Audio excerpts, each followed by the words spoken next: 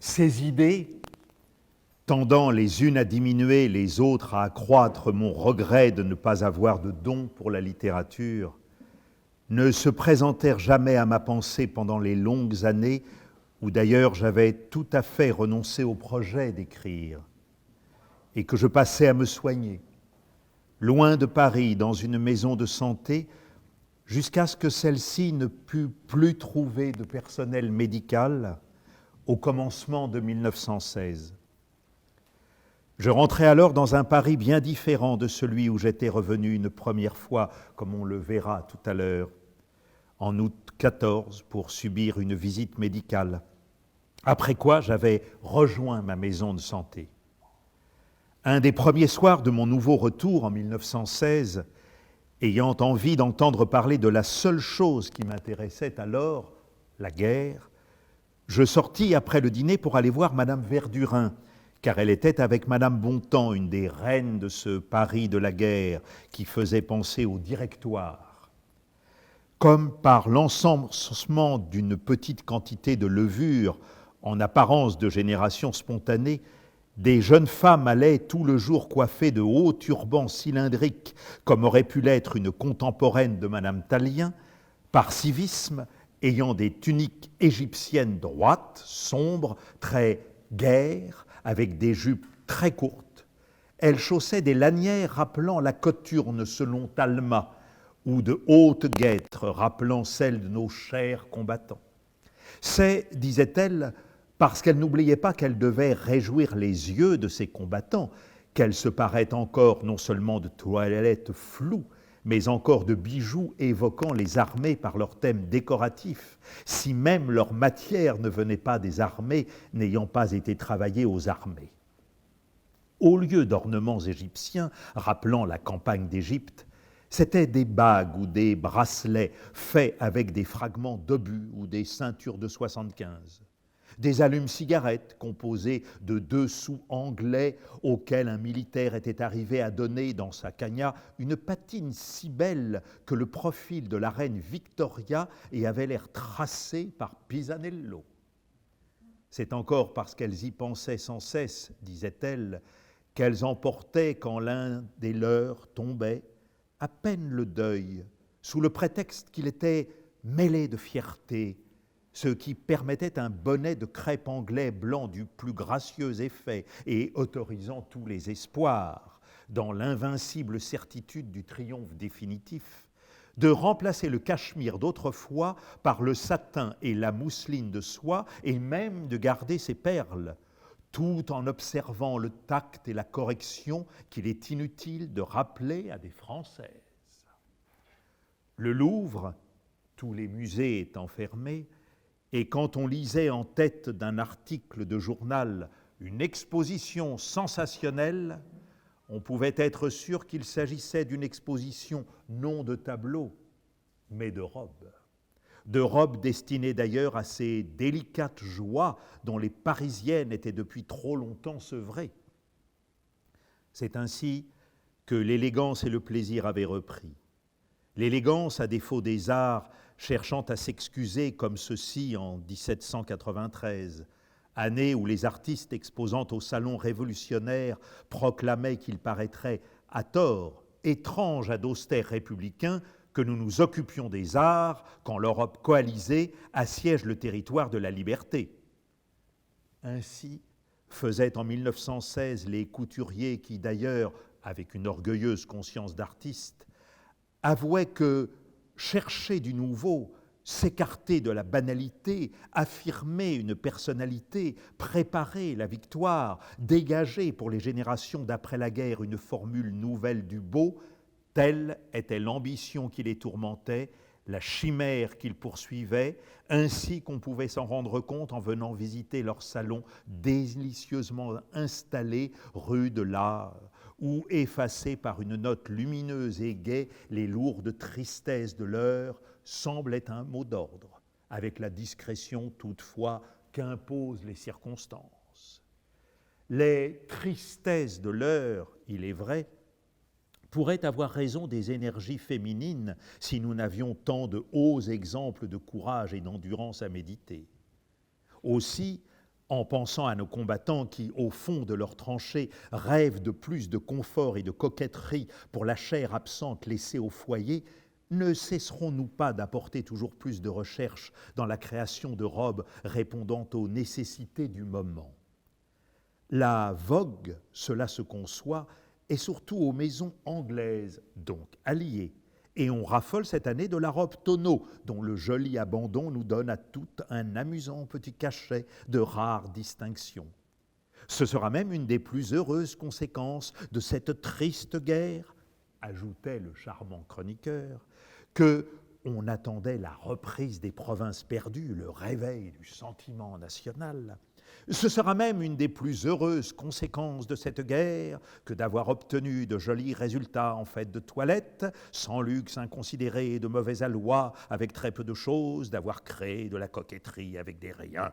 À la garde du grand courturier édité à plusieurs exemplaires, on préfère en ce moment les robes faites chez soi parce qu'affirmant l'esprit, le goût et les tendances individuelles de chacun. Quant à la charité, en pensant à toutes les misères nées de l'invasion à tant de mutilés, il était bien naturel qu'elle fût obligée de se faire plus ingénieuse encore, ce qui obligeait à passer la fin de l'après-midi dans les thés, autour d'une table de bridge en commentant les nouvelles du front, tandis qu'à la porte les attendaient leurs automobiles, ayant sur le siège un beau militaire qui bavardait avec le chasseur, les dames à haut turban. Ce n'était pas du reste seulement les coiffures surmontant les visages de leurs étranges cylindres qui étaient nouvelles. Les visages l'étaient aussi. Ces dames à nouveau chapeau étaient de jeunes femmes venues on ne savait trop d'où et qui étaient la fleur de l'élégance. Les unes depuis 6 mois, les autres depuis 2 ans, les autres depuis 4.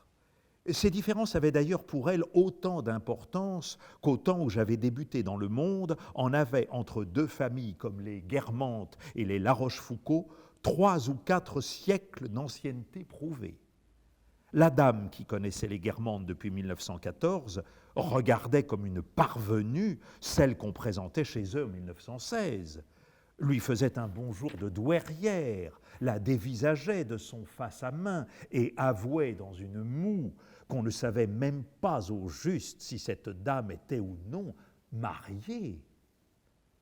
Tout cela est assez nauséabond, concluait la dame de 1914 qui eût voulu que le cycle des nouvelles admissions s'arrêtât après elle.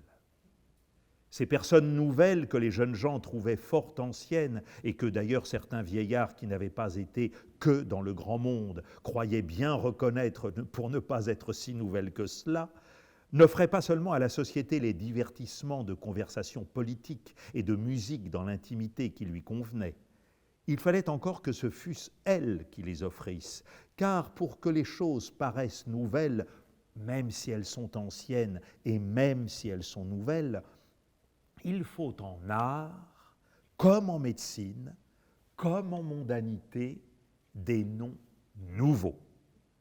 Ils étaient d'ailleurs nouveaux en certaines choses. Ainsi, Madame Verdurin était allée à Venise pendant la guerre. Mais comme ces gens qui veulent éviter de parler chagrin et sentiment, quand elle disait que c'était épatant, ce qu'elle admirait, ce n'était ni Venise, ni Saint-Marc, ni les palais, tout ce qui m'avait tant plu et dont elle faisait bon marché, mais l'effet des projecteurs dans le ciel, projecteurs sur lesquels elle donnait des renseignements appuyés de chiffres. Ainsi, d'âge en âge, renaît un certain réalisme en réaction contre l'art admiré jusque-là. Le salon Sainte-Verte était une étiquette défraîchie sous laquelle la présence des plus grands artistes, des ministres les plus influents, n'eût attiré personne. On courait au contraire pour écouter un mot prononcé par le secrétaire des uns ou le sous-chef de cabinet des autres, chez les nouvelles dames à turban, dont l'invasion ailée et jacassante emplissait Paris. Les dames du premier directoire avaient une reine qui était jeune et belle et s'appelait Madame Tallien. Celle du second en avait 2 qui étaient vieilles et laides et s'appelaient Madame Verdurin et Madame Bontemps. Qui eût pu tenir rigueur à Madame Bontemps que son mari eût joué un rôle âprement critiqué par l'Écho de Paris dans l'affaire Dreyfus.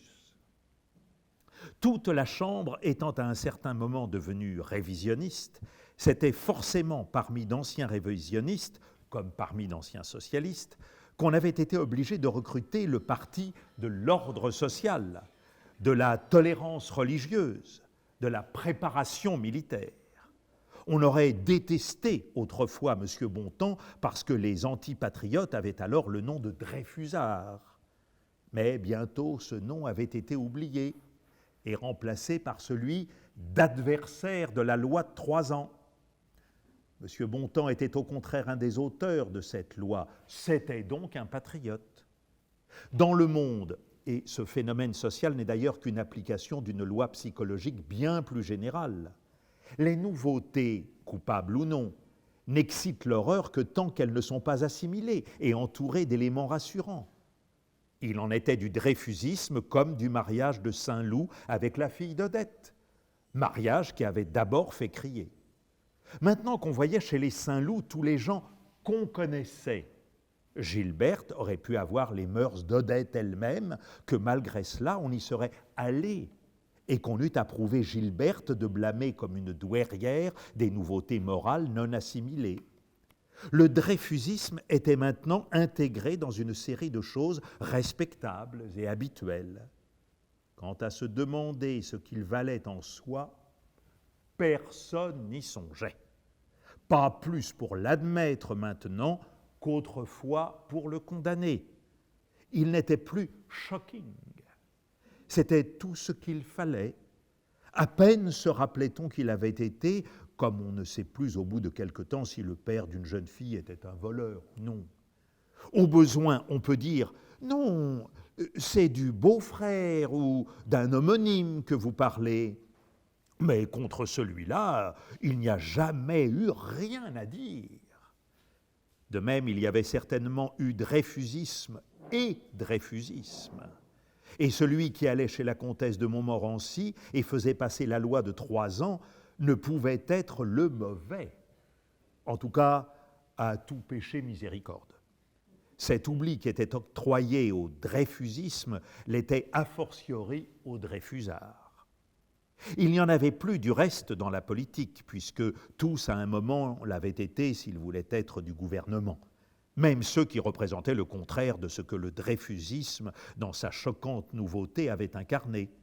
Au temps où Saint-Loup était sur une mauvaise pente, l'antipatriotisme, les religions, l'anarchie, etc. Aussi, le dreyfusisme de M. Bontemps, invisible et constitutif comme celui de tous les hommes politiques, ne se voyait pas plus que les os sous la peau. Personne ne se fût rappelé qu'il avait été dreyfusard, car les gens du monde sont distraits et oublieux, parce qu'aussi il y avait de cela un temps fort long, et qu'ils affectaient de croire plus long, car c'était une des idées les plus à la mode de dire que l'avant-guerre était séparée de la guerre par quelque chose d'aussi profond, simulant autant de durée qu'une période géologique.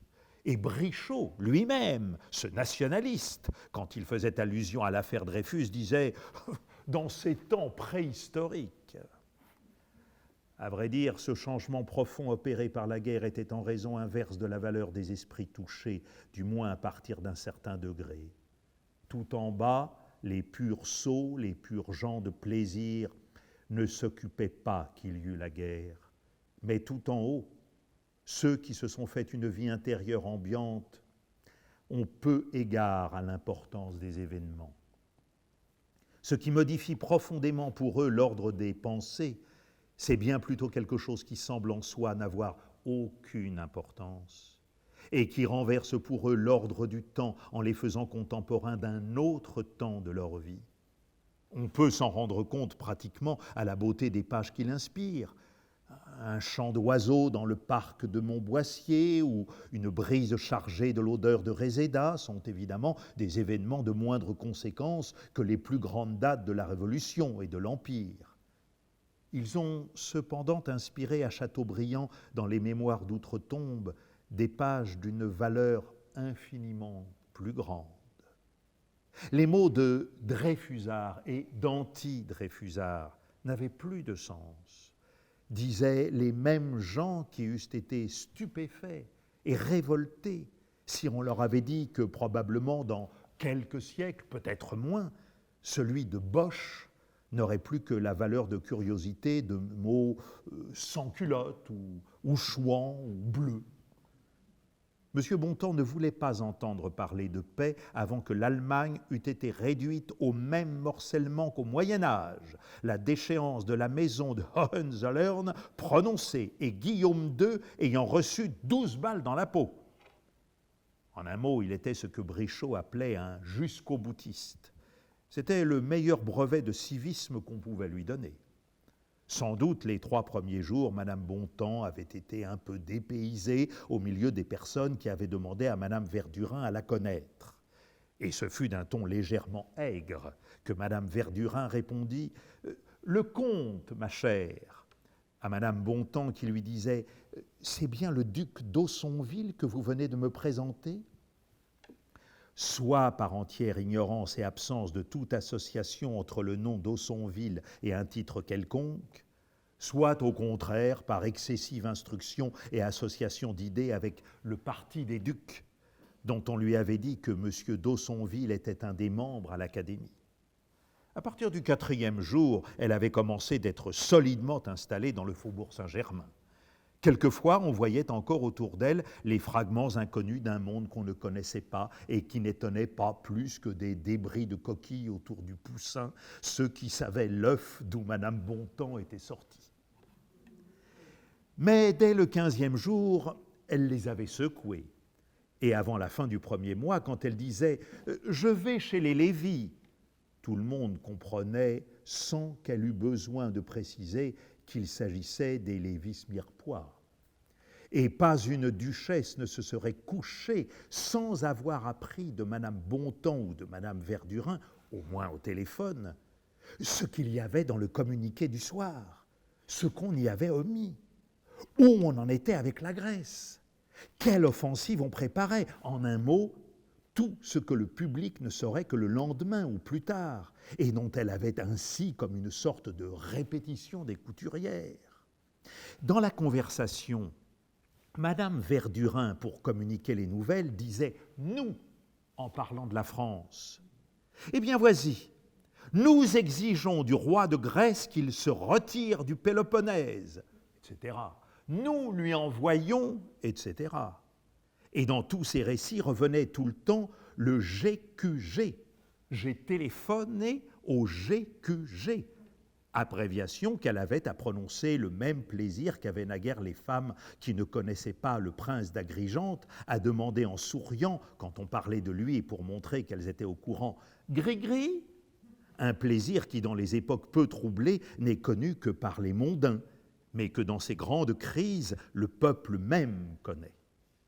Notre maître d'hôtel, par exemple, si on parlait du roi de Grèce, était capable, grâce aux journaux, de dire comme Guillaume II, « Tino », tandis que jusque-là, sa familiarité avec les rois était restée plus vulgaire, ayant été inventée par lui, comme quand jadis, pour parler du roi d'Espagne, il disait « Fonfonze ».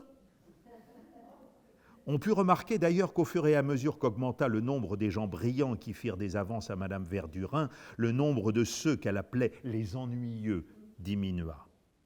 Par une sorte de transformation magique, tout ennuyeux qui était venu lui faire une visite et avait sollicité une invitation devenait subitement quelqu'un d'agréable, d'intelligent.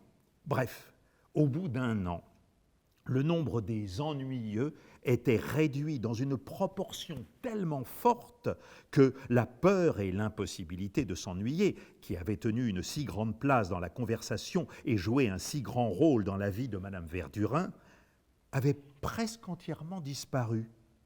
On eût dit que, sur le tard, cette impossibilité de s'ennuyer, qu'autrefois d'ailleurs elle assurait ne pas avoir éprouvé dans sa prime jeunesse, la faisait moins souffrir, comme certaines migraines, certains asthmes nerveux qui perdent de leur force quand on vieillit. Et l'effroi de s'ennuyer eût sans doute entièrement abandonné Madame Verdurin, faute d'ennuyeux, si elle n'avait, dans une faible mesure, remplacé ceux qui ne l'étaient plus par d'autres, recrutés parmi les anciens fidèles. Du reste, pour en finir avec les duchesses qui fréquentaient maintenant chez Madame Verdurin, elles venaient y chercher, sans qu'elles s'en doutassent, exactement la même chose que les Dreyfusards autrefois, c'est-à-dire un plaisir mondain, composé de telle manière que sa dégustation assouvit les curiosités politiques et rassasia le besoin de commenter entre soi les incidents lus dans les journaux. Madame Verdurin disait « Vous viendrez à 5 heures parler de la guerre », comme autrefois « Parler de l'affaire », et dans l'intervalle « Vous viendrez entendre Morel ». Or, Morel n'aurait pas dû être là, pour la raison qu'il n'était nullement réformé. Simplement, il n'avait pas rejoint et était déserteur, mais personne ne le savait. Les choses étaient tellement les mêmes qu'on retrouvait tout naturellement les mots d'autrefois, bien pensant, mal pensant. Et comme elles paraissaient différentes, comme les anciens communards avaient été anti-révisionnistes, les plus grands Dreyfusards voulaient faire fusiller tout le monde et avaient l'appui des généraux, comme ceux-ci, au temps de l'affaire, avaient été contre Gallifet. À ces réunions, Madame Verdurin invitait quelques dames un peu récentes, connues par les œuvres, et qui, les premières fois, venaient avec des toilettes éclatantes, de grands colliers de perles Codette, qui en avaient un aussi beau, de l'exhibition duquel elle avait même abusé, regardaient, maintenant qu'elle était en tenue de guerre, à l'imitation des dames du faubourg, avec sévérité. Mais les femmes savent s'adapter. Au bout de 3 ou 4 fois, elles se rendaient compte que les toilettes qu'elles avaient crues chic étaient précisément proscrites par les personnes qui l'étaient. Elles mettaient de leur côté les robes d'or et se résignaient à la simplicité. Une des étoiles du salon était Dans les choux, qui, malgré ses goûts sportifs, s'était fait réformer. Il était devenu tellement pour moi l'auteur d'une œuvre admirable à laquelle je pensais constamment que ce n'est que par hasard, quand j'établissais un courant transversal entre 2 séries de souvenirs, que je songeais qu'il était le même qui avait amené le départ d'Albertine de chez moi. Et encore, ce courant transversal aboutissait, en ce qui concernait ces reliques de souvenirs d'Albertine, à une voix s'arrêtant en pleine friche, à plusieurs années de distance, car je ne pensais plus jamais à elle. C'était une voix de souvenir, une ligne que je n'empruntais plus jamais. Tandis que les œuvres de Dans les choux étaient récentes et cette ligne de souvenir perpétuellement fréquentée et utilisée par mon esprit. Je dois dire que la connaissance du mari d'André n'était ni très facile ni très agréable à faire et que l'amitié qu'on lui vouait était promise à bien des déceptions. Il était en effet à ce moment déjà fort malade et s'épargnait les fatigues autres que celles qui lui paraissaient peut-être lui donner du plaisir.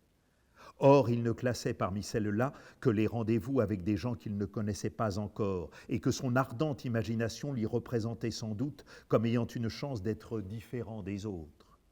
Mais pour ceux qu'il connaissait déjà, il savait trop bien comment ils étaient, comment ils seraient. Il ne lui paraissait plus valoir la peine d'une fatigue dangereuse pour lui, peut-être mortelle. C'était en somme un très mauvais ami. Et peut-être dans son goût pour des gens nouveaux se retrouvait-il quelque chose de l'audace frénétique qu'il portait jadis à Balbec, au sport, au jeu, à tous les excès de table. Quant à Madame Verdurin, elle voulait chaque fois me faire la connaissance d'André, ne pouvant admettre que je la connaissais. D'ailleurs, André venait rarement avec son mari. Elle était pour moi une amie admirable et sincère, et fidèle à l'esthétique de son mari qui était en réaction des ballets russes. Elle disait du marquis de Polignac « Il a sa maison décorée par Bakst. Comment peut-on dormir là-dedans? Oh, j'aimerais mieux Dubuff. » D'ailleurs, les Verdurins, par le progrès fatal de l'esthétisme qui finit par se manger la queue, disaient ne pas pouvoir supporter le moderne style. De plus, c'était munichois, ni les appartements blancs, et n'aimaient plus que les vieux meubles français dans un décor sombre. Je vis à cette époque beaucoup André, Nous ne savions que nous dire, et une fois, je pensais à ce nom de Juliette qui était montée du fond du souvenir d'Albertine, comme une fleur mystérieuse. Mystérieuse alors, mais qui aujourd'hui n'excitait plus rien. Au lieu que de tant de sujets indifférents je parlais, de celui-là je me tus. Non qu'il le fût plus qu'un autre, mais il y a une sorte de sursaturation des choses auxquelles on a trop pensé. Peut-être la période où je voyais en cela tant de mystères était-elle la vraie? Mais comme ces périodes ne dureront pas toujours, on ne doit pas sacrifier sa santé, sa fortune à la découverte de mystères qui, un jour, n'intéresseront plus. On fut très étonné à cette époque où Madame Verdurin pouvait avoir chez elle qui elle voulait, de lui faire voir indirectement des avances à une personne qu'elle avait complètement perdue de vue, Odette. On trouvait qu'elle ne pourrait rien ajouter au brillant milieu qu'était devenu le petit groupe. Mais une séparation prolongée, en même temps qu'elle apaise les rancunes, réveille quelquefois l'amitié. Et puis, le phénomène qui amène non pas seulement les mourants à ne prononcer que des noms familiers autrefois, mais les vieillards à se complaire dans leurs souvenirs d'enfance, ce phénomène a son équivalent social. Pour réussir dans l'entreprise de faire revenir Odette chez elle, Madame Verdurin n'employa pas, bien entendu, les ultras, mais les habitués moins fidèles qui avaient gardé un pied dans l'un et l'autre salon. Elle leur disait « Je ne sais pas pourquoi on ne la voit plus ici. Elle est peut-être brouillée, moi pas. En somme, qu'est-ce que je lui ai fait? C'est chez moi qu'elle a connu ses deux maris. Si elle veut revenir, qu'elle sache que les portes lui sont ouvertes. » Ces paroles, qui auraient dû coûter à la fierté de la patronne si elles ne lui avaient pas été dictées par son imagination, furent redites, mais sans succès. Madame Verdurin attendit Odette sans la voir venir, jusqu'à ce que des événements, qu'on verra plus loin, amenassent, pour de toute autre raison, ce que n'avait pu l'ambassade, pourtant zélée, des lâcheurs. Tant il est peu et de réussite facile et d'échecs définitifs. Madame Verdurin disait « C'est désolant, je vais téléphoner à Bontemps de faire le nécessaire pour demain. On a encore caviardé toute la fin de l'article de Norpois, et simplement parce qu'il laissait entendre qu'on avait limogé Percin. » Car la bêtise courante faisait que chacun tirait gloire d'user des expressions courantes et croyait montrer qu'elle était à la mode, comme faisait une bourgeoise en disant quand on parlait de messieurs de Bréauté, d'Agrigente ou de Charlus, « Qui? Babal de Bréauté? Gris-Gris? Mémé de Charlus ?» Les duchesses font de même, d'ailleurs, et avaient le même plaisir à dire « limogé ». Car chez les duchesses, c'est, pour les roturiers un peu poètes, le nom qui diffère. Mais elles s'expriment selon la catégorie d'esprit à laquelle elles appartiennent, et où il y a aussi énormément de bourgeois. Oh, les classes d'esprit n'ont pas égard à la naissance. Tous ces téléphonages que Madame Verdurin n'était pas d'ailleurs sans inconvénient. Quoique nous ayons oublié de le dire, le salon Verdurin, s'il continuait en esprit et en vérité, s'était transporté momentanément dans un des plus grands hôtels de Paris, le manque de charbon et de lumière rendant plus difficiles les réceptions des Verdurins dans l'ancien logis fort humide des ambassadeurs de Venise. Le nouveau salon ne manquait pas, du reste, d'agréments. Comme à Venise, la place, comptée à cause de l'eau, commande la forme des palais, comme un bout de jardin dans Paris ravit plus qu'un parc de province, l'étroite salle à manger qu'avait Madame Verdurin à l'hôtel faisait d'une sorte de losange aux murs éclatants de blancheur, comme un écran sur lequel se détachaient à chaque mercredi et presque tous les jours tous les gens les plus intéressants, les plus variés, les femmes les plus élégantes de Paris, ravis de profiter du luxe des Verdurins qui, avec leur fortune, allaient croissant à une époque où les plus riches se restreignaient, faute de toucher leurs revenus. La forme donnée aux réceptions se trouvait modifiée sans qu'elles cessassent d'enchanter Brichot, qui, au fur et à mesure que les relations des Verdurins allaient s'étendant, y trouvait des plaisirs nouveaux et accumulés dans un petit espace, comme des surprises dans un chausson de Noël. Enfin, certains jours, les dîneurs étaient si nombreux que la salle à manger de l'appartement privé était trop petite. On donnait le dîner dans la salle à manger immense d'en bas où les fidèles, tout en feignant hypocritement de déplorer l'intimité d'en haut, comme jadis la nécessité d'inviter les Cambremer faisait dire à Madame Verdurin qu'on était trop serré, étaient ravis, au fond, tout en faisant bande à part, comme jadis dans le petit chemin de fer, d'être un objet de spectacle et d'envie pour les tables voisines. Sans doute, dans les temps habituels de la paix, une note mondaine subrepticement envoyée au Figaro ou au Gaulois aurait fait savoir à plus de monde que n'en pouvait tenir la salle à manger du Majestic que Brichot avait dîné avec la duchesse de Duras. Mais depuis la guerre, les courriéristes mondains ayant supprimé ce genre d'informations, s'ils se rattrapaient sur les enterrements, les citations et les banquets franco-américains, la publicité ne pouvait plus exister que par ce moyen enfantin et restreint, digne des premiers âges et antérieur à la découverte de Gutenberg, être vu à la table de Madame Verdurin. Après le dîner, on montait dans les salons de la patronne, puis les téléphonages commençaient. Mais beaucoup de grands hôtels étaient à cette époque peuplés d'espions qui notaient les nouvelles téléphonées par bon temps avec une indiscrétion que corrigeait seulement, par bonheur, le manque de sûreté de ces informations, toujours démenties par l'événement.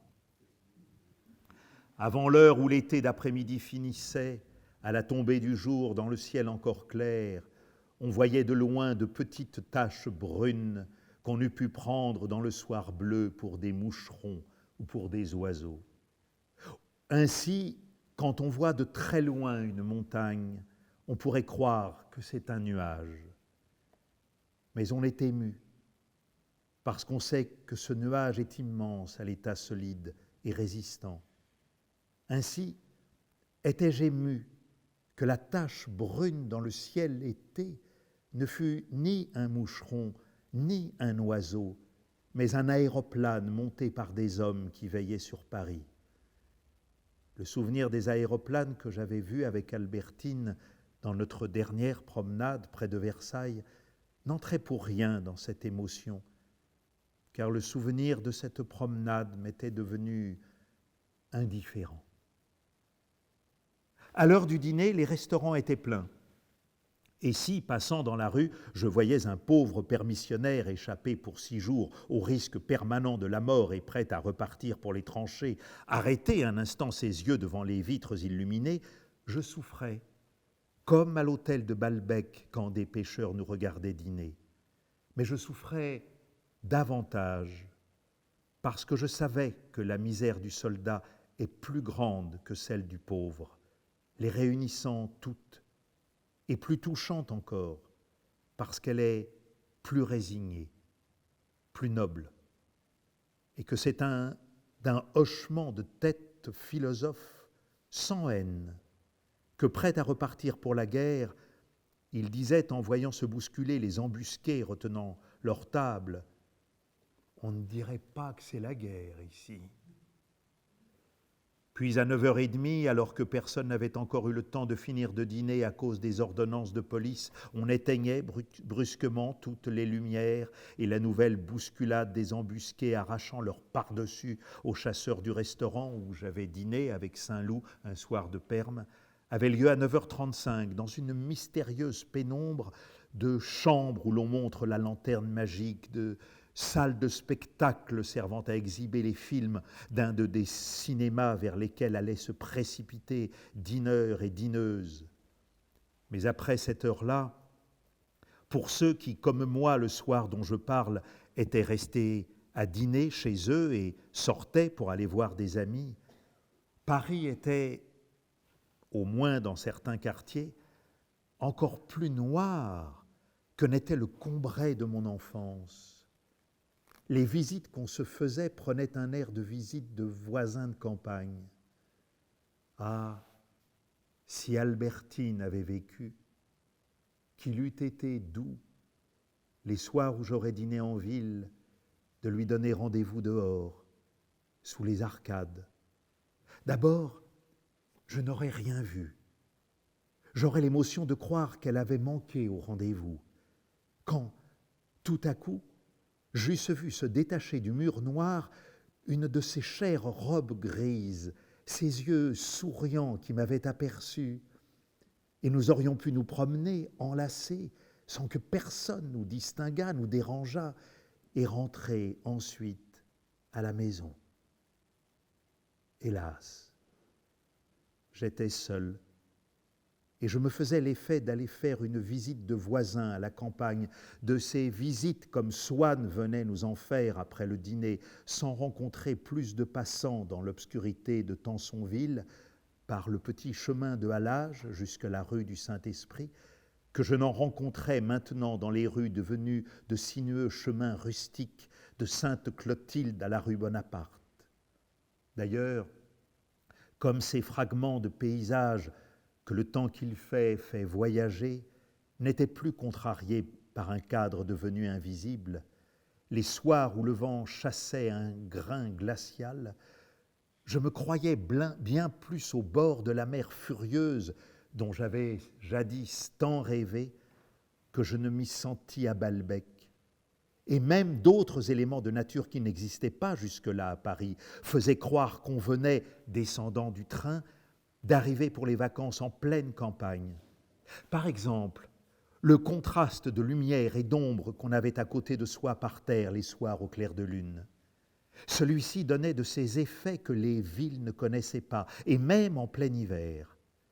Ses rayons s'étalaient sur la neige qu'aucun travailleur ne déblayait plus, boulevard Haussmann, comme ils eussent fait sur un glacier des Alpes. Les silhouettes des arbres se reflétaient nettes et pures sur cette neige d'or bleuté, avec la délicatesse qu'elles ont dans certaines peintures japonaises ou dans certains fonds de Raphaël. Elles étaient allongées à terre, au pied de l'arbre lui-même, comme on les voit souvent dans la nature au soleil couchant, quand celui-ci inonde et rend réfléchissantes les prairies où des arbres s'élèvent à intervalles réguliers. Mais par un raffinement d'une délicatesse délicieuse, la prairie sur laquelle se développaient ces ombres d'arbres, légères comme des âmes, était une prairie paradisiaque, non pas verte, mais d'un plan si éclatant à cause du clair de lune qui rayonnait sur la neige de jade, qu'on aurait dit que cette prairie était tissue seulement avec des pétales de poiriers en fleurs. Et sur les places, les divinités des fontaines publiques, tenant en main un jet de glace, avaient l'air de statues d'une matière double pour l'exécution desquelles l'artiste avait voulu marier exclusivement le bronze au cristal. Par ces jours exceptionnels, toutes les maisons étaient noires. Mais au printemps, au contraire, parfois de temps à autre, bravant les règlements de la police, un hôtel particulier ou seulement un étage d'un hôtel ou même seulement une chambre d'un étage, n'ayant pas fermé ses volets, apparaissait, ayant l'air de se soutenir tout seul sur d'impalpables ténèbres, comme une projection purement lumineuse, comme une apparition sans consistance.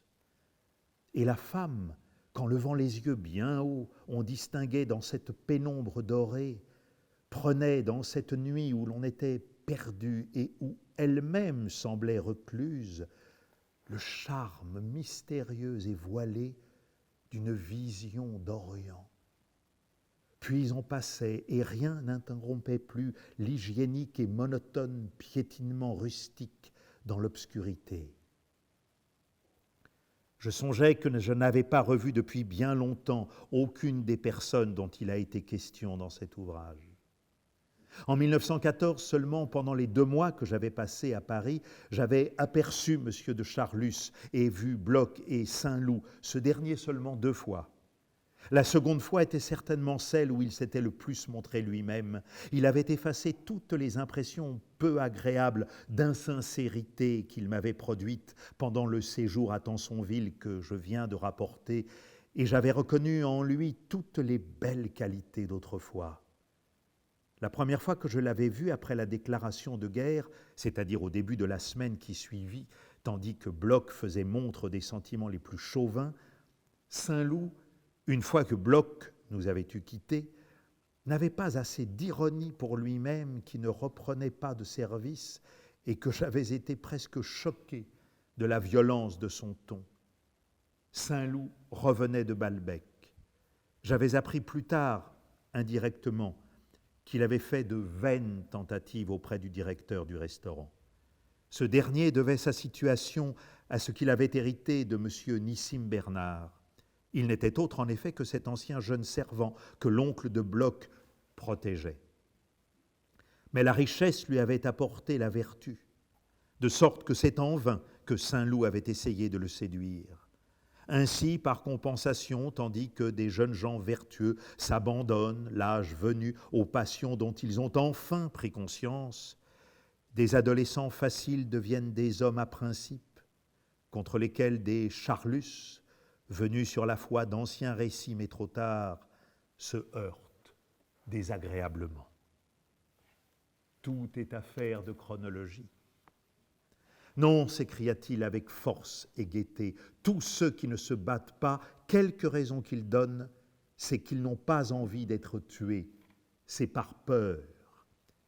Et avec le même geste d'affirmation plus énergique encore que celui avec lequel il avait souligné la peur des autres, il ajouta « Et moi, si je ne reprends pas de service, c'est tout bonnement par peur, na !»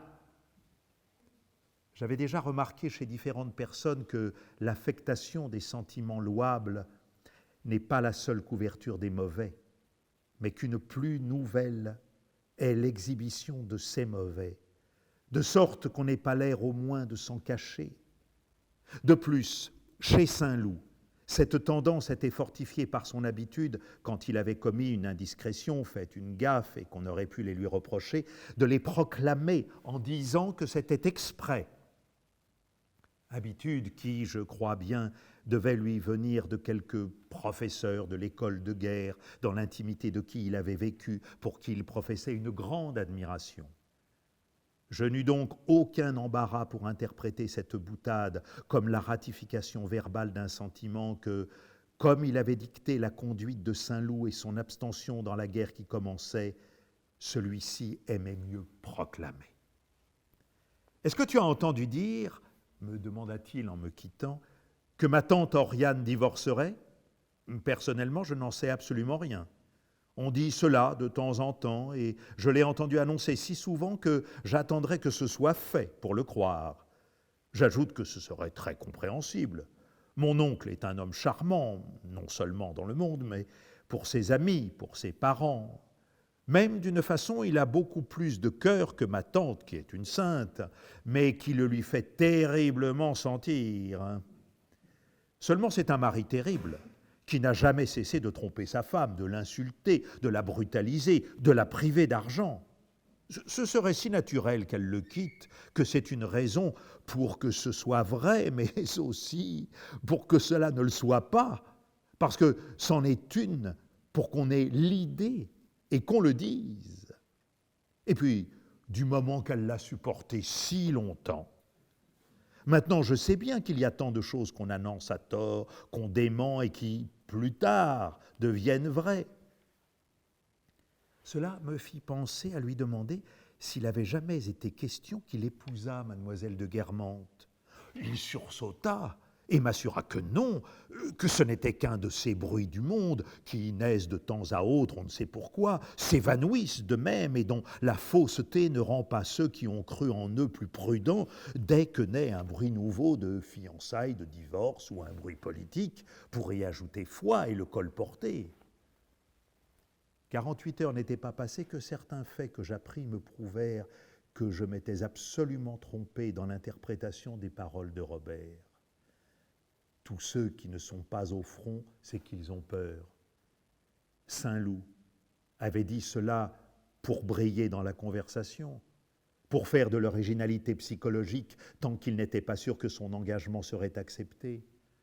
Mais il faisait pendant ce temps-là des pieds et des mains pour qu'il le fût, étant en cela moins original au sens qu'il croyait qu'il fallait donner à ce mot, mais plus profondément français de saint André des Champs, plus en conformité avec tout ce qu'il y avait à ce moment-là de meilleur chez les Français de Saint-André-des-Champs, seigneurs, bourgeois et serfs, respectueux des seigneurs ou révoltés contre les seigneurs, deux divisions également françaises de la même famille, sous embranchement Françoise et sous embranchement Morel, d'où deux flèches se dirigeaient pour se réunir à nouveau dans une même direction qui était la frontière.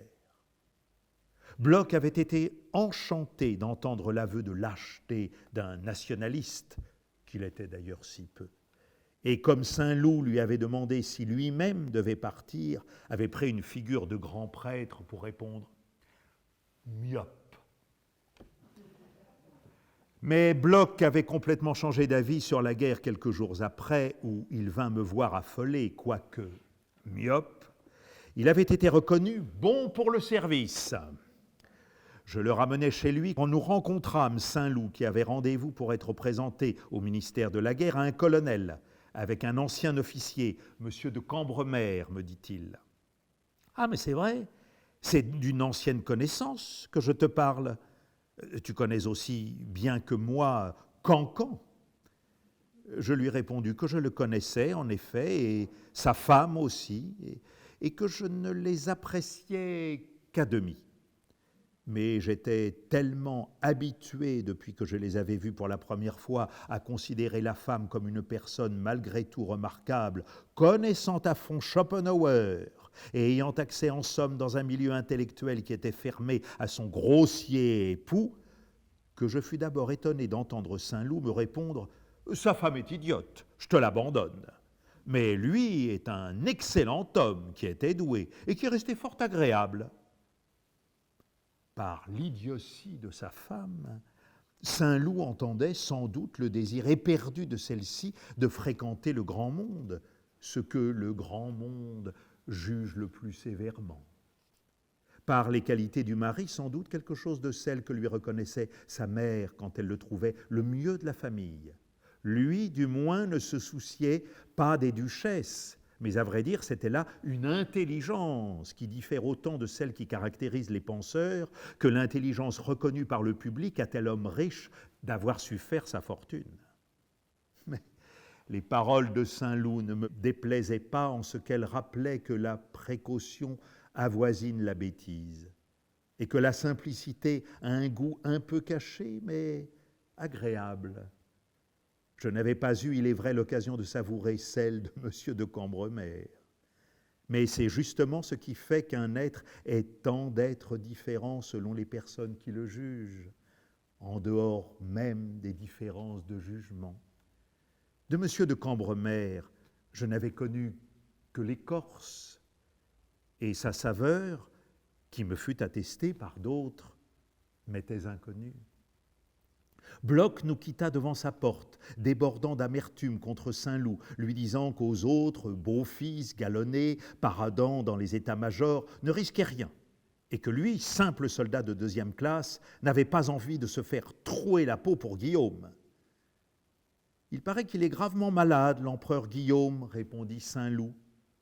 Bloch, qui, comme tous les gens qui tiennent de près à la bourse, accueillait avec une facilité particulière les nouvelles sensationnelles, ajouta « On dit même beaucoup qu'il est mort. » À la bourse, tout souverain malade, que ce soit Édouard VII ou Guillaume II, est mort. Toute ville sur le point d'être assiégée est prise. On ne le cache, ajouta Bloch, que pour ne pas déprimer l'opinion chez les Boches. Mais il est mort dans la nuit d'hier. Mon père le tient d'une source de tout premier ordre. Les sources de tout premier ordre étaient les seules dont tint compte M. Bloch le père, soit que, par la chance qu'il avait, grâce à de hautes relations, d'être en communication avec elles, il en reçut la nouvelle encore secrète que l'extérieur allait monter ou la Deux-Bers fléchir. D'ailleurs, si à un moment précis se produisait une hausse sur la Deux-Bers ou des offres sur l'extérieur, si le marché de la première était ferme et actif, celui de la seconde, hésitant, faible et concitant sur la réserve, la source de premier ordre n'en restait pas moins une source de premier ordre. Aussi, Bloch nous annonça-t-il la mort du Kaiser d'un air mystérieux et important, mais aussi rageur. Il était particulièrement exaspéré d'entendre Robert dire « l'empereur Guillaume ». Je crois que sous le couperet de la guillotine, Saint-Loup et M. de Guermantes n'auraient pas pu dire autrement. Deux hommes du monde restant seuls vivants dans une île déserte où ils n'auraient à faire preuve de bonne façon pour personne, se reconnaîtraient à ces traces d'éducation comme deux latinistes citeraient correctement du Virgile. Saint-Loup n'eût jamais pu, même torturé par les Allemands, dire autrement que l'empereur Guillaume. Et ce savoir-vivre est malgré tout l'indice de grandes entraves pour l'esprit. Celui qui ne sait pas les rejeter reste un homme du monde.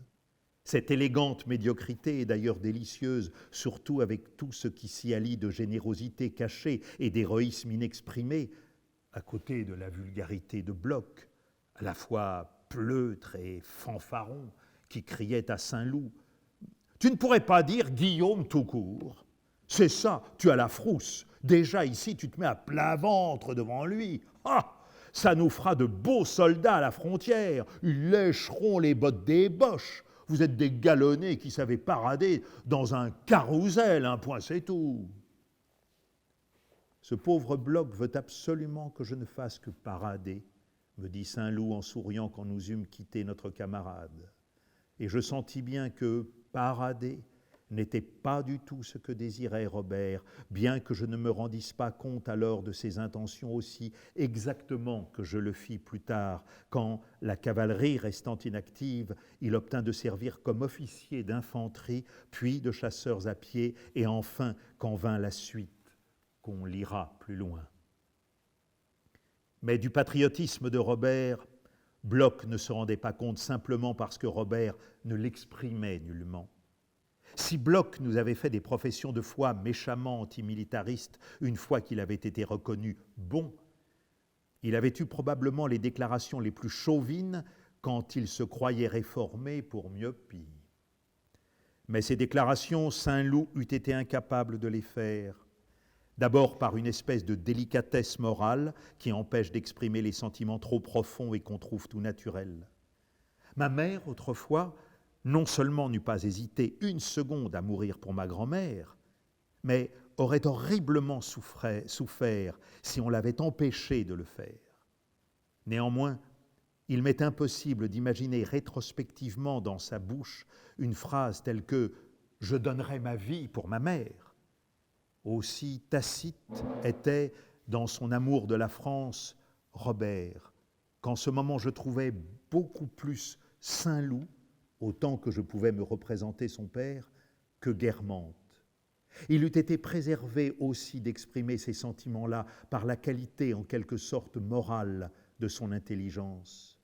Il y a chez les travailleurs intelligents et vraiment sérieux une certaine aversion pour ceux qui mettent en littérature ce qu'ils font, le font valoir. Nous n'avions été ensemble ni au lycée ni à la Sorbonne, mais nous avions séparément suivi certains cours des mêmes maîtres, et je me rappelle le sourire de Saint-Loup, qui, faisant un cours remarquable comme quelques autres, veulent se faire passer pour des hommes de génie, en donnant un nom ambitieux à leur théorie. Pour un peu que nous en parlions, Robert riait de bon cœur. Naturellement, notre prédilection n'allait pas d'instinct au Cottard ou au Brichot, mais enfin, nous avions une certaine considération pour les gens qui savaient à fond le grec ou la médecine et ne se croyaient pas autorisés pour cela à faire les charlatans. J'ai dit que si toutes les actions de maman reposaient jadis sur le sentiment qu'elle eût donné sa vie pour sa mère, elle ne s'était jamais formulé ce sentiment à elle-même, et qu'en tout cas, elle eût trouvé non pas seulement inutile et ridicule, mais choquant et honteux de l'exprimer aux autres. De même, Il m'est impossible d'imaginer dans la bouche de Saint-Loup me parlant de son équipement, des courses qu'il avait à faire, de nos chances de victoire, du peu de valeur de l'armée russe, de ce que ferait l'Angleterre. Il m'est impossible d'imaginer dans sa bouche la phrase même la plus éloquente dite par le ministre, même le plus sympathique, aux députés debout et enthousiastes. Je ne peux cependant pas dire que dans ce côté négatif qui l'empêchait d'exprimer les beaux sentiments qu'il ressentait, il n'y avait pas un effet de l'esprit des Guermantes, comme on en a vu tant d'exemples chez Swann. Car si je le trouvais Saint-Loup surtout, il restait Guermantes aussi, et par là, parmi les nombreux mobiles qui excitaient son courage, il y en avait qui n'étaient pas les mêmes que ceux de ses amis de Doncières, ces jeunes gens épris de leur métier, avec qui j'avais dîné chaque soir, et dont tant se firent tuer à la bataille de la Marne ou ailleurs, en entraînant leurs hommes. Les jeunes socialistes qu'il pouvait y avoir à Doncières quand j'y étais, mais que je ne connaissais pas parce qu'ils ne fréquentaient pas le milieu de Saint-Loup, purent se rendre compte que les officiers de ce milieu n'étaient nullement des aristos dans l'acception hautement fière et bassement jouisseuse que le populo, les officiers sortis du rang, les francs-maçons donnaient au surnom d'aristos. Et pareillement d'ailleurs, ce même patriotisme, les officiers nobles le rencontrèrent pleinement chez les socialistes, que je les avais entendus accuser, pendant que j'étais à Doncières en pleine affaire Dreyfus, d'être des sans-patrie. Le patriotisme des militaires, aussi sincère, aussi profond, avait pris une forme définie qu'ils croyaient intangible et sur laquelle ils s'indignaient de voir jeter l'opprobre, tandis que les patriotes, en quelque sorte inconscients, indépendants, sans religion patriotique définie, qu'étaient les radicaux socialistes, n'avaient pas su comprendre quelle réalité profonde vivait dans ce qu'ils croyaient de vaines et haineuses formules.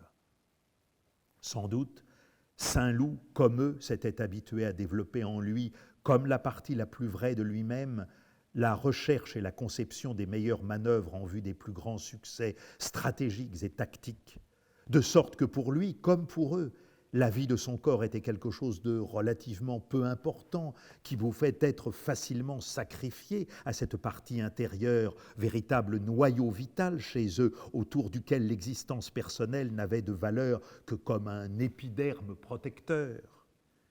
Dans le courage de Saint-Loup, il y avait des éléments plus caractéristiques, et où on eût aisément reconnu la générosité qui avait fait au début le charme de notre amitié et aussi le vice héréditaire qui s'était éveillé plus tard chez lui et qui, joint à un certain niveau intellectuel qu'il n'avait pas dépassé, lui faisait non seulement admirer le courage, mais pousser l'horreur de l'efféminement jusqu'à une certaine ivresse au contact de la virilité.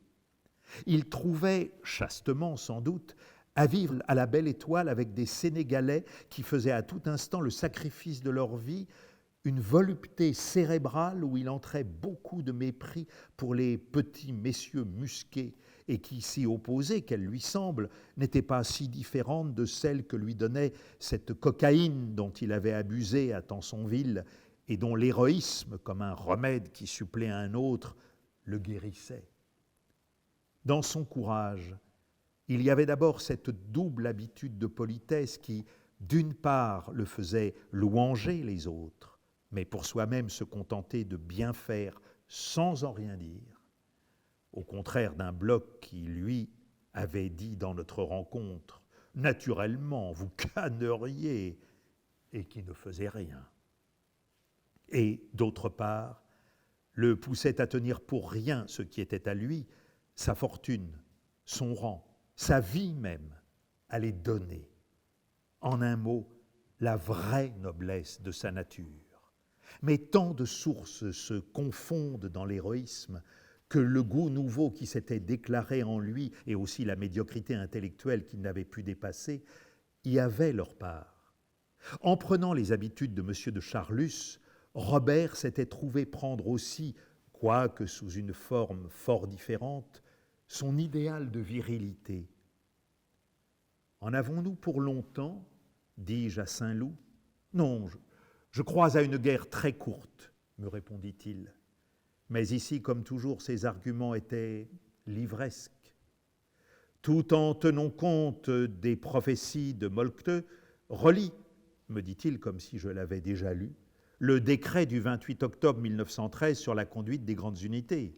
Tu verras que le remplacement des réserves du temps de paix n'est pas organisé, ni même prévu, ce qu'on n'eût pas manqué de faire si la guerre devait être longue.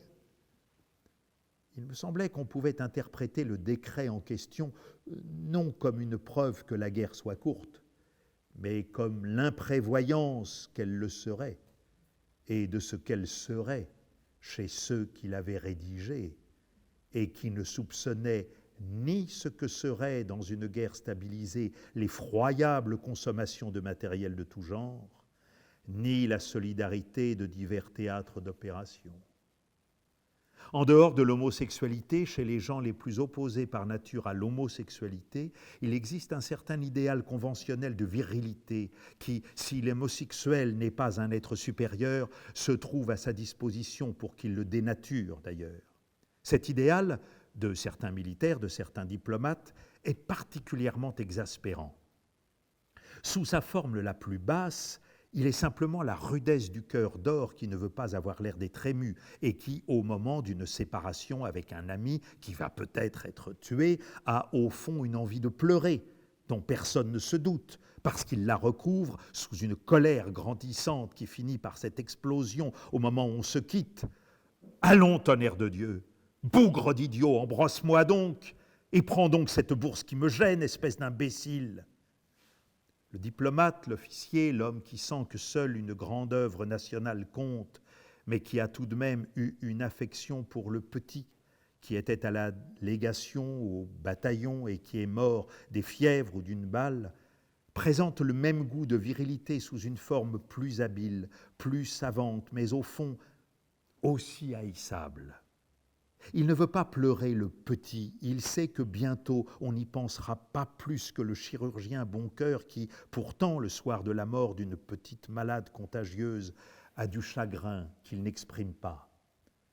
Pour peu que le diplomate soit écrivain et raconte cette mort, il ne dira pas qu'il a eu du chagrin. Non.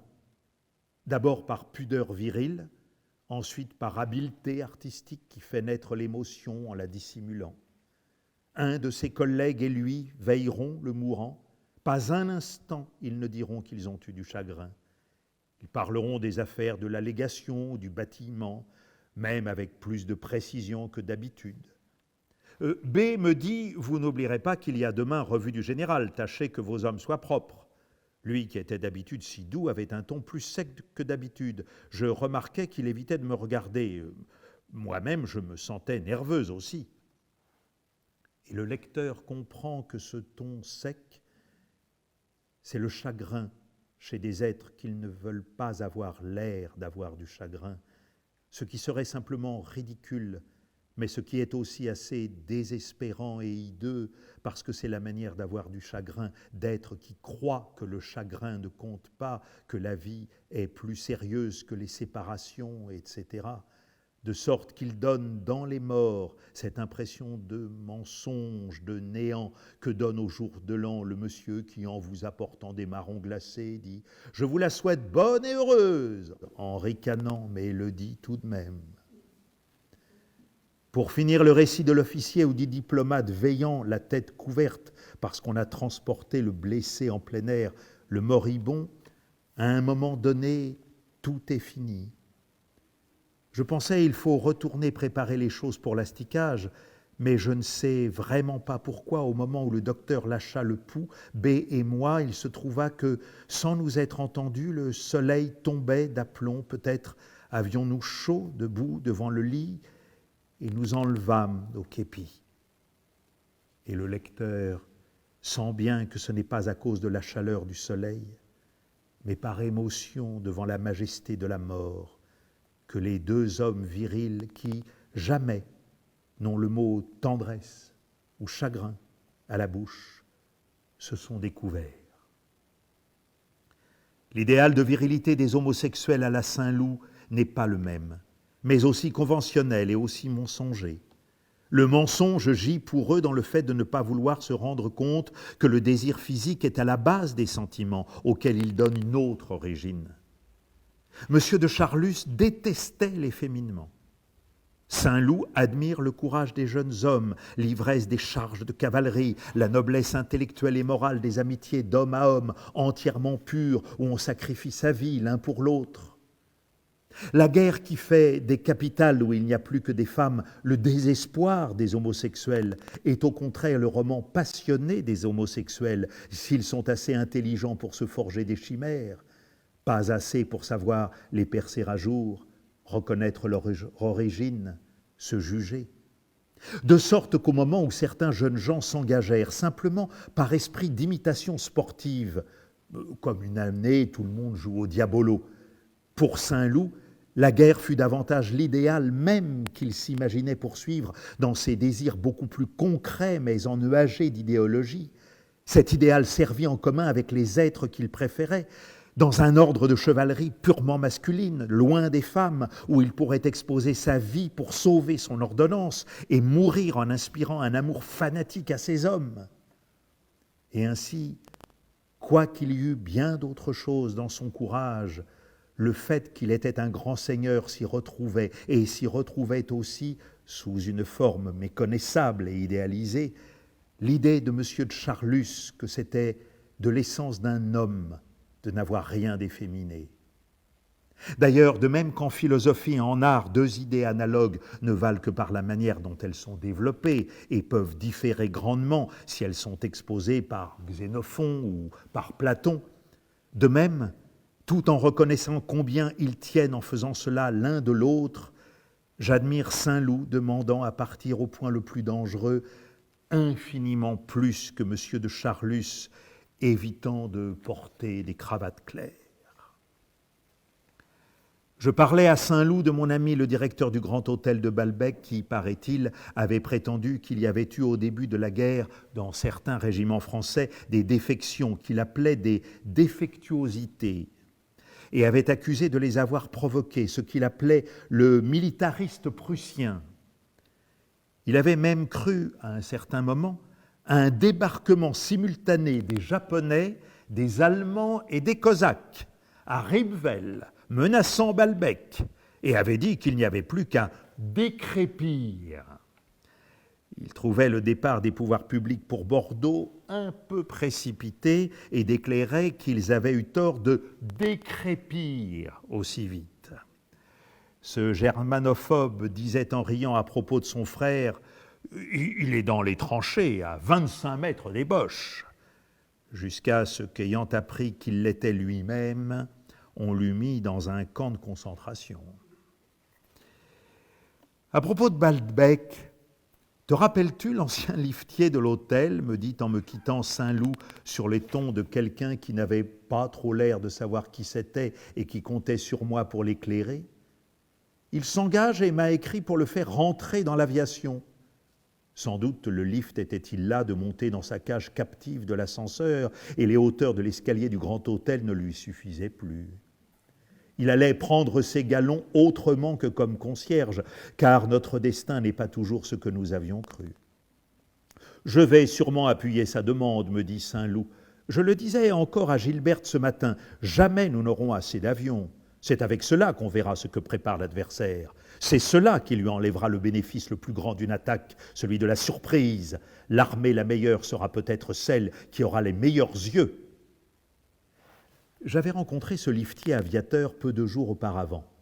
Il m'avait parlé de Balbec et, curieux de savoir ce qu'il me dirait de Saint-Loup, j'amenais la conversation en lui demandant s'il était vrai, comme on me l'avait dit, que M. de Charlus avait à l'égard des jeunes gens, etc. Le liftier parut étonné. Il n'en savait absolument rien. En revanche, il accusa le jeune homme riche, celui qui vivait avec sa maîtresse et 3 amis. Comme il avait l'air de mettre le tout dans le même sac et que je savais par M. de Charlus qui me l'avait dit, on se le rappelle devant Brichot, qu'il n'en était rien, je dis au liftier qu'il devait se tromper. Et il opposa à mes doutes les affirmations les plus certaines. C'était l'ami du jeune homme riche qui était chargé de lever les jeunes gens et tout le monde prenait son plaisir ensemble. Ainsi, M. de Charlus, le plus compétent des hommes en cette matière, s'était entièrement trompé. tant la vérité est partielle, secrète, imprévisible. Par peur de faire un raisonnement de bourgeois, de voir le charlisme là où il n'était pas, il avait passé à côté de ce fait, le levage opéré par la femme. Elle est venue assez souvent me trouver, me dit le liftier, mais elle a tout de suite vu à qui elle avait affaire. J'ai catégoriquement refusé. Oh, je ne marche pas dans ce fourbi-là. Je lui ai dit que cela me déplaisait formellement. Une personne n'a qu'à être indiscrète, cela se répète, on ne peut plus trouver de place nulle part. Ces dernières raisons affaiblissaient les vertueuses déclarations du début, puisqu'elles semblaient impliquer que le liftier eût cédé s'il avait été assuré de la discrétion. Ça avait sans doute été le cas pour Saint-Loup. Il est probable que même l'homme riche, sa maîtresse et ses amis n'avaient pas été moins favorisés, car le liftier citait beaucoup de conversations tenues avec lui par eux à des époques très diverses, ce qui arrive rarement quand on a si catégoriquement refusé. Par exemple, la maîtresse de l'homme riche était venue le trouver pour connaître un chasseur avec qui il était très ami. Je ne crois pas que vous le connaissiez, vous n'étiez pas à ce moment-là. C'est Victor qu'on lui disait.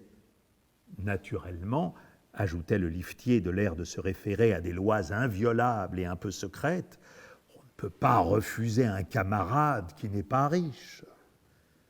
Je me souviens de l'invitation que l'ami noble de l'homme riche m'avait adressée quelques jours avant mon départ de Balbec.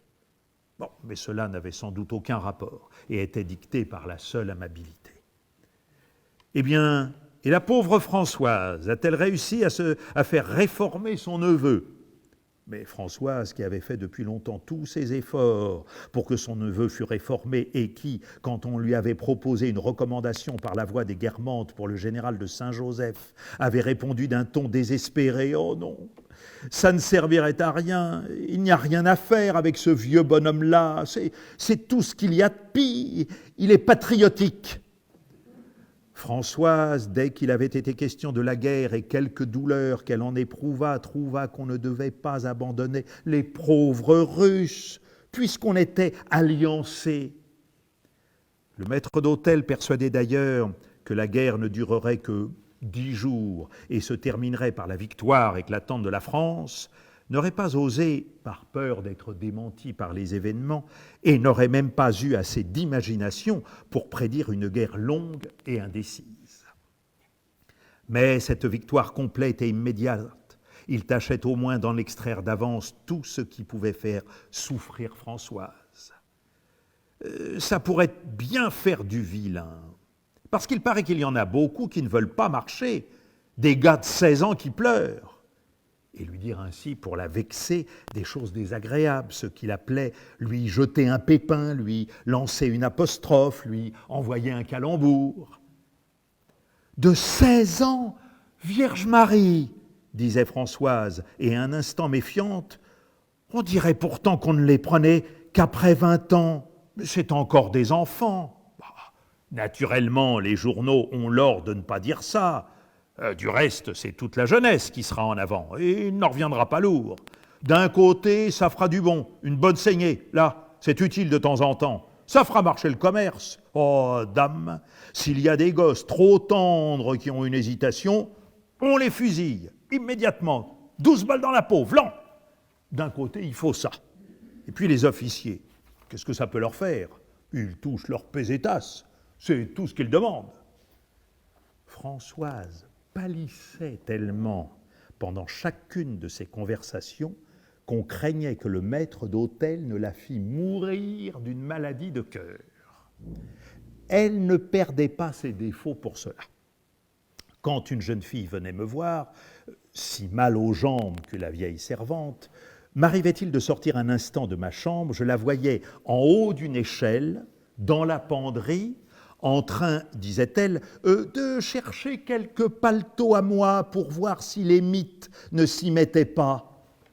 En réalité, pour nous écouter. Elle gardait, malgré toutes mes critiques, sa manière insidieuse de poser des questions d'une façon indirecte pour laquelle elle avait utilisé depuis quelque temps un certain « parce que sans doute », n'osant pas me dire Est-ce que cette dame a un hôtel? Elle me disait, les yeux timidement levés comme ceux d'un bon chien, parce que sans doute cette dame a un hôtel particulier, évitant l'interrogation flagrante, moins pour être polie que pour ne pas sembler curieuse. Enfin, comme les domestiques que nous aimons le plus, et surtout s'ils ne nous rendent presque plus les services et les égards de leurs emplois, restent hélas des domestiques et marquent plus nettement les limites que nous voudrions effacer de leur caste au fur et à mesure qu'ils croient la plus pénétrer dans la nôtre. Françoise avait souvent à mon endroit pour me piquer, eût dit le maître d'hôtel, de ces propos étranges qu'une personne du monde n'aurait pas, avec une joie dissimulée mais aussi profonde que si c'eût été une maladie grave, si j'avais chaud et que la sueur, je n'y prenais pas garde, perla à mon front. « Mais vous êtes en âge, me disait-elle, étonnée comme devant un phénomène étrange, souriant un peu avec le mépris que cause quelque chose d'indécent.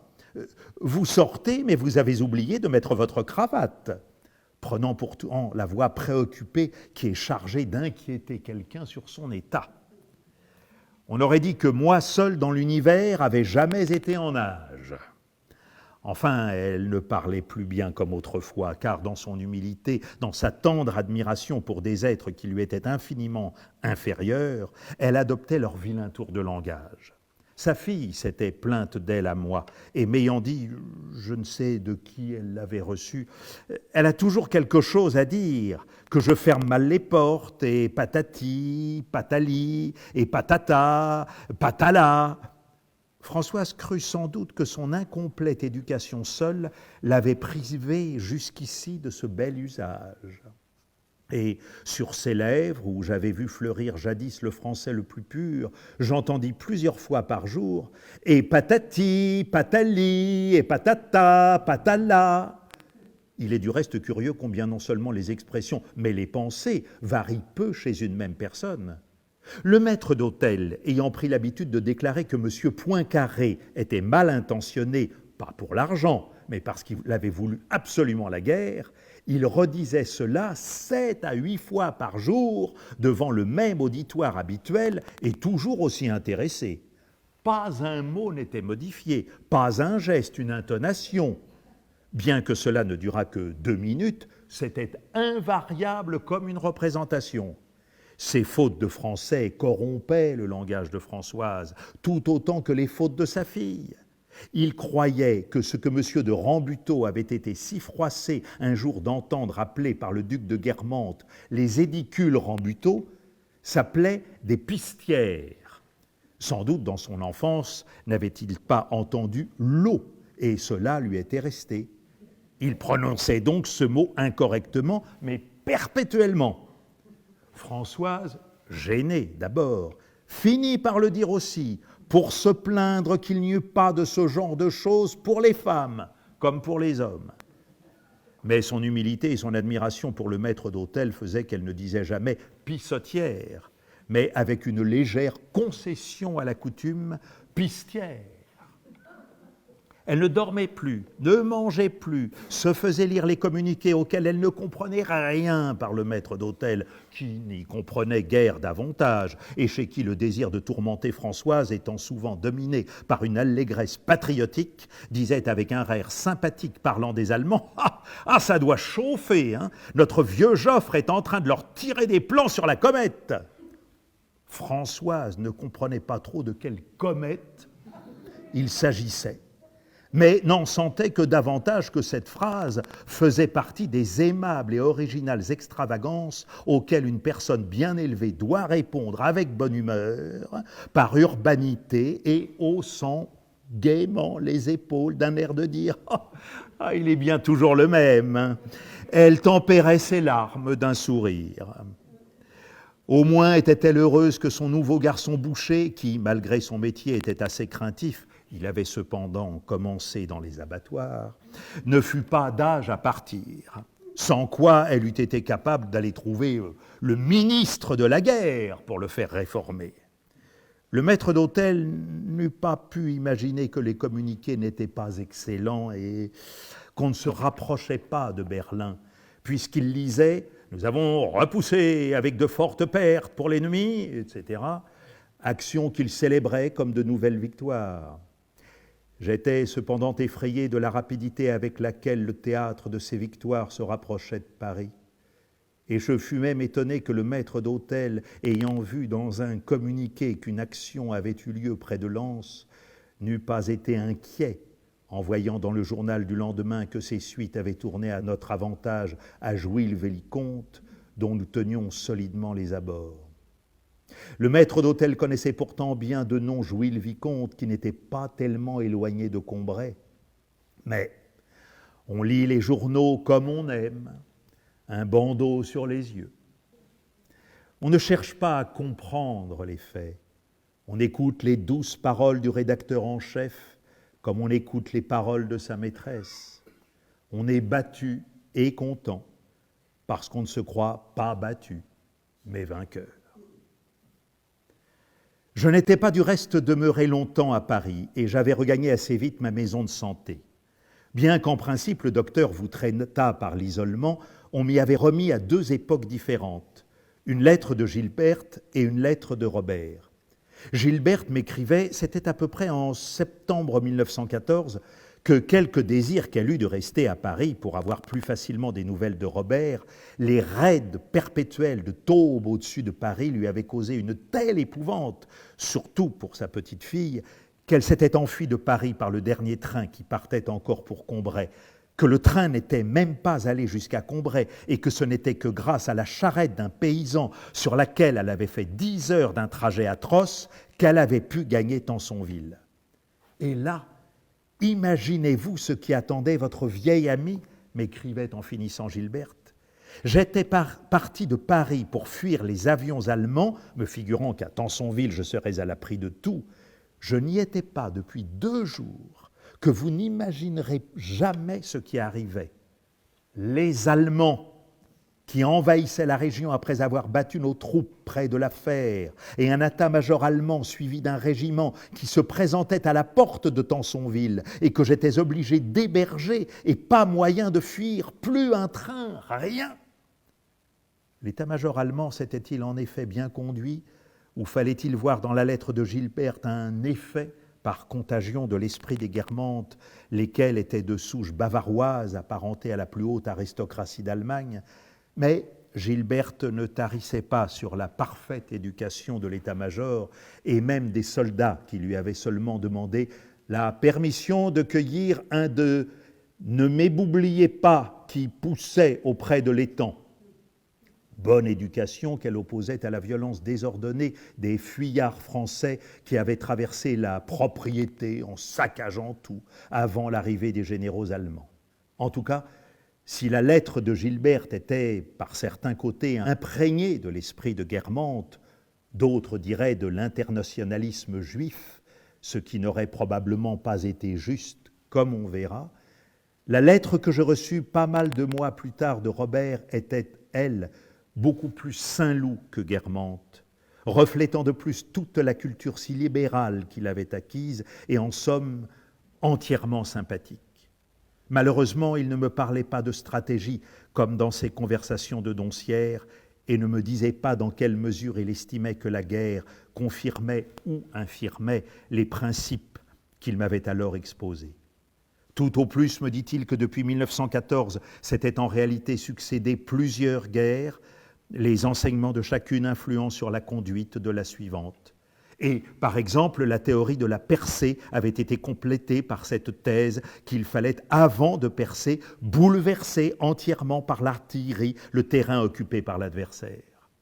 Mais ensuite, on avait constaté qu'au contraire, ce bouleversement rendait impossible l'avance de l'infanterie et de l'artillerie dans des terrains dont des milliers de trous de buts ont fait autant d'obstacles. La guerre, me disait-il, n'échappe pas aux lois de notre vieil Hegel. Elle est en état de perpétuel devenir. C'était peu auprès de ce que j'aurais voulu savoir. Mais ce qui me fâchait davantage encore, c'est qu'il n'avait pas non plus le droit de me citer de noms de généraux. Et d'ailleurs, Par le peu que me disait le journal, ce n'étaient pas ceux dont j'étais annoncière, si préoccupés de savoir lesquels montreraient le plus de valeur dans une guerre, qui conduisaient celle-ci. Gesselin de Bourgogne, Gallifet, Négrier étaient morts. Pau avait quitté le service actif presque au début de la guerre. De Joffre, de Foch, de Castelnau, de Pétain, nous n'avions jamais parlé. « Mon petit », m'écrivait Robert, « je reconnais que des mots comme « passeront pas » ou « on les aura » ne sont pas agréables. Ils m'ont fait longtemps aussi mal aux dents que poilu et le reste.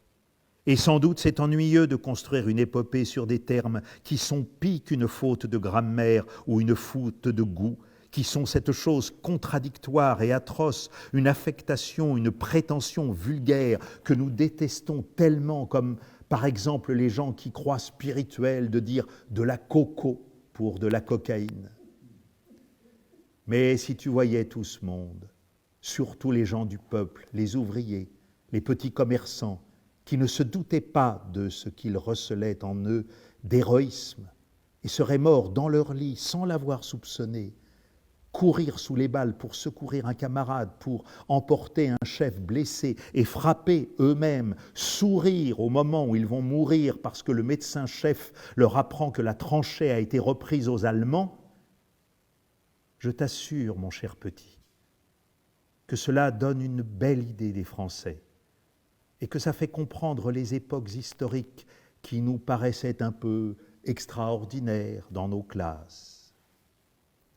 L'épopée est tellement belle que tu trouverais, comme moi, que les mots ne font plus rien. Rodin ou Mayol pourraient faire un chef-d'œuvre avec une matière affreuse qu'on ne reconnaîtrait pas. Au contact d'une telle grandeur, Poilu est devenu pour moi quelque chose dont je ne sens même pas plus s'il a pu contenir d'abord une allusion ou une plaisanterie que quand nous lisons Chouan, par exemple. Mais je sens Poilu déjà prêt pour de grands poètes, comme les mots déluge ou Christ ou barbare, qui étaient déjà pétris de grandeur avant que s'en fussent servis Hugo, Vigny ou les autres. Je dis que le peuple, les ouvriers, est ce qu'il y a de mieux. Mais tout le monde est bien. Le pauvre petit Vaugoubert, le fils de l'ambassadeur, a été 7 fois blessé avant d'être tué. Et chaque fois qu'il revenait d'une expédition sans avoir écopé, il avait l'air de s'excuser et de dire que ce n'était pas sa faute. C'était un être charmant. Nous étions beaucoup liés. Les pauvres parents ont eu la permission de venir à l'enterrement à condition de ne pas être en deuil et de ne rester que 5 minutes à cause du bombardement. La mère, un grand cheval que tu connais peut-être, pouvait avoir beaucoup de chagrin, on ne distinguait rien. Mais le pauvre père était dans un tel état que je t'assure que moi, qui ai fini par devenir tout à fait insensible à force de prendre l'habitude de voir la tête du camarade qui est en train de me parler subitement labouré par une torpille ou même détaché du tronc, je ne pouvais pas me contenir en voyant l'effondrement du pauvre Vaugoubert qui n'était plus qu'une espèce de loque. Le général avait beau lui dire que c'était pour la France, que son fils s'était conduit en héros. Cela ne faisait que redoubler les sanglots du pauvre homme qui ne pouvait pas se détacher du corps de son fils. Enfin, et c'est pour cela qu'il faut s'habituer à « passeront pas », tous ces gens-là, comme mon pauvre valet de chambre, comme Vaugoubert, ont empêché les Allemands de passer. Tu trouves peut-être que nous n'avançons pas beaucoup, mais il ne faut pas raisonner. Une armée se sent victorieuse par une impression intime, comme un mourant se sent foutu. Or, nous savons que nous aurons la victoire, et nous le voulons, pour dicter une paix juste. Je ne veux pas dire seulement juste pour nous, vraiment juste. Juste pour les Français, juste pour les Allemands. Bien entendu, le fléau n'avait pas élevé l'intelligence de Saint-Loup au-dessus d'elle-même. De même que les héros d'un esprit médiocre et banal écrivant des poèmes pendant leur convalescence se plaçaient pour décrire la guerre non au niveau des événements qui en eux-mêmes ne sont rien, mais de la banale esthétique dont ils avaient suivi les règles jusque-là, parlant comme ils eussent fait 10 ans plus tôt de la sanglante aurore, du vol frémissant de la victoire, etc.